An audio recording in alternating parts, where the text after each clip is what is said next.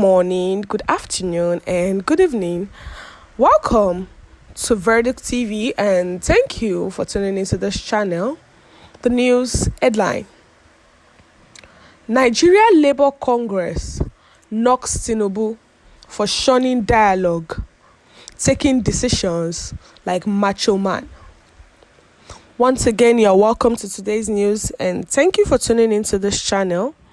Kindly listen to the end. The news details. According to NLC, impoverishing workers and pushing millions more into hellish living does not in any way approximate sound economic management.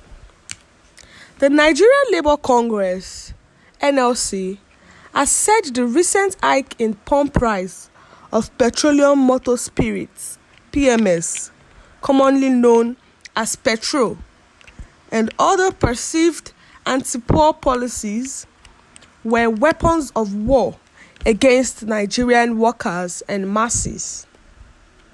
According to NLC, impoverishing workers and pushing millions more into the hellish living does not in any way approximate sound economic management.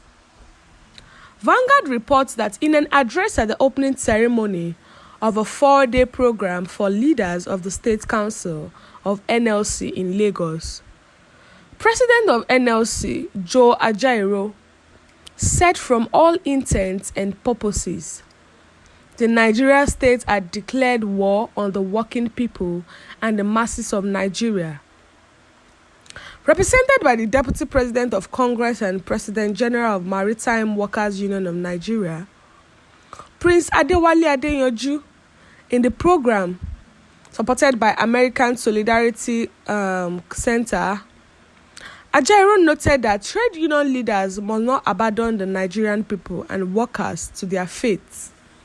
The NLC president said labor leaders across the country must all join hands in the struggle for the articulation and protection of the rights of Nigerian workers and people, with all hope that one day workers of Nigeria will reclaim their natural right that has been forcefully abridged and trampled upon by uninformed employers and those in government who ought to have been in the vanguard of guaranteeing such rights. Various governments in Nigeria have mercilessly trampled upon the rights of Nigerians without any feeling of remorse. Politicians have ganged up against the workers and the masses without any consequence. It is important to note that governance in Nigeria is always spoken about in paradoxical dimensions. Governments are rooted in the lives of the people and thus ought to pursue service to them, but in our nation, governance has become an instrument for inflicting pain and suffering on workers and the masses.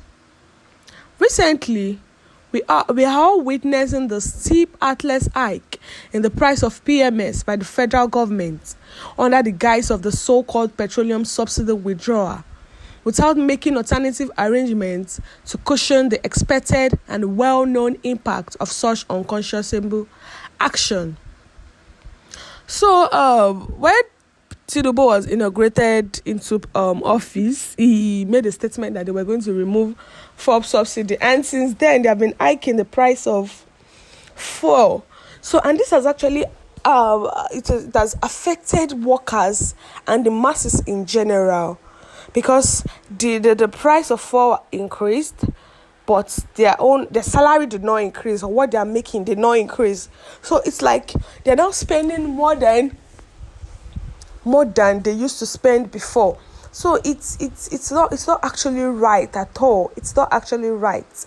So the Deputy President of the Congress and President General of Maritime Work Union of Nigeria has actually told the Labour Party that they should not open their eye and allow the government to do the masses or do the workers like this, that they should do something about it. They should join hands in the struggle for the articulation and protection of the right of Nigerian workers and the people, with the hope that one day workers of Nigeria will reclaim their natural rights.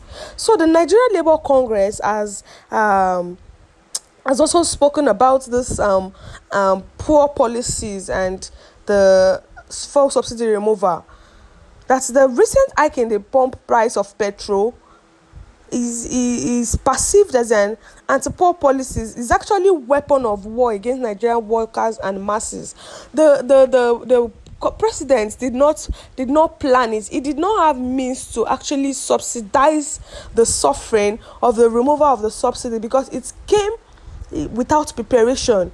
So there should have been a plan that would actually help out to subsidize to subsidize all the sufferings that the fuel removal is going to bring. But none of that has happened. So the NLC should do something about it, because the workers are spending more than even what they were spending before.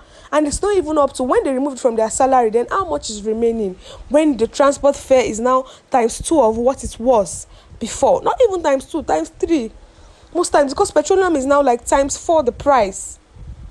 So the NSC should not sleep, because that's why they are the Labour Congress. They can halt this manifest mischief. They can stop it. So they must not abandon the people and the workers to their fates. They must not leave anything to chance. And so they must not sit and watch this continue to happen. So what's your view concerning this news? Kindly share your view in the comment section, and don't forget to like and share, and also click on the subscribe button to subscribe and the bell for more updates. We've come to the end of today's news. Thank you for listening to the end.